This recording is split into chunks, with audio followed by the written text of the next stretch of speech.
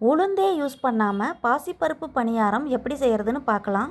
அதுக்கு ஒரு பவுலில் 1 கப் பச்சரிசி, 1 கப் இட்லி அரிசி, கூடவே 1 கப் பாசிப்பருப்பு, அடுத்ததாக 3/4 கிளாஸ் ஜவ்வரிசி, கூடவே 3/4 கிளாஸ் ரவையும் சேர்த்து 2-3 தடவை தண்ணி ஊற்றி நல்லா அலசி எடுத்துக்கலாம். ரவையை இதோட சேர்க்காம தனியாக அலசி சேர்க்கறதுனாலும் சேர்த்துக்கலாம். எல்லாத்தையும் நல்லா அலசினதுக்கப்புறம் 4 மணி நேரத்துக்கு ஊற வச்சுக்கலாம். 4 மணி நேரம் கழித்து மிக்ஸி ஜாரில் சேர்த்து இட்லி மாவு பதத்துக்கு அரைச்சி எடுத்துக்கோங்க.